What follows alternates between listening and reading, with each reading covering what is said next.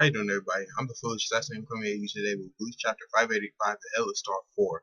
Alright, so we begin where last chapter left off, where um Juha opened up that light into the sky, and as it turns out, it's actually a portal to the Soul Palace. And as it turns out, when Ichigo crashed down from the sky, he broke through 72 barriers that would separate the Soul Palace from the Sternritter. And the clothes he have on helps him break through those barriers without, being damaged or whatever. And when he breaks through when those barriers are broken through, like, using King's Key, they leave open a, they leave open a hole for like 6,000 seconds, which someone can easily get through. And so, upon hearing that, Ichigo runs off and tries to stop Juha from, going to the Soul Palace. Meninus, or Sternritter P, smacks Ichigo and smashes him through like a whole bunch of buildings or whatever. And she says, "Someone does someone like you think you just go up to the Majesty? You're too naive." And then with that, Nanana comes in. He tries to smash down on Ichigo. Ichigo slips under him, and he runs off. And then I can't remember his name, but Gunslinger Quincy over here pulls out a gun, puts it to Ichigo's head, and says, "You're very sturdy." And he pulls the trigger, but Ichigo dodges at the last second. And then with that, Basby comes in, points at him and says, "Burner figure 1," but that attack is cut off by Renji with his Zabimaru. And Ichigo says, "You almost hit my neck or whatever." And he says, "Don't complain. In the end, you didn't get hit." And he says, "Don't worry. I keep these guys here. You run off and fight Juha. That's your job."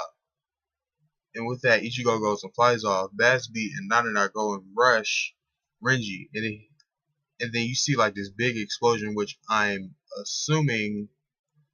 either thinking it's either ice or Byakuya's flower petal blades, whatever. And so they end up stopping, and then Renji says, "I don't like to repeat myself. We won't let you pass here." And here, this is where we see Renji, Byakuya, Hisagi, Rukia, Yumachika, and Ikaku all like standing right there. So it's about to be a 6-on-8 battle right now to stop these guys from heading over and stopping Ichigo or whatever. But alright, here's what I'm talking about this chapter or whatever. This chapter turned up for me, alright? Because it shows that these guys are, I think these are the last Sternritters to be alive, these 8. If I'm wrong, please let me know.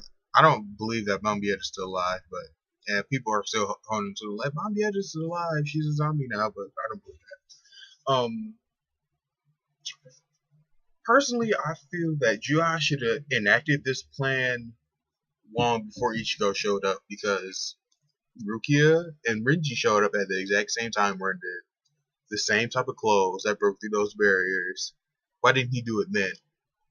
And Byakuya, he came in right after them. Why didn't Juha do it then? Why wait all the way until Ichigo unless he just wanted to be fancy or whatever? But that's whatever.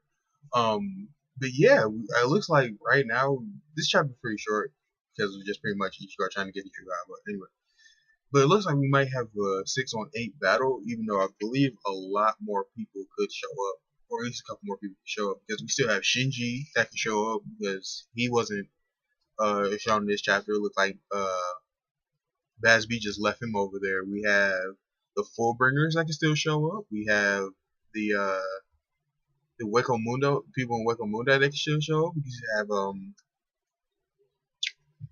Grimjow that can still show up. I think Halle Bell's still alive. She can show up. We have, there's so many people that can still show up in this fight, on the 6-on-1 fight, on the 6-on-8 fight.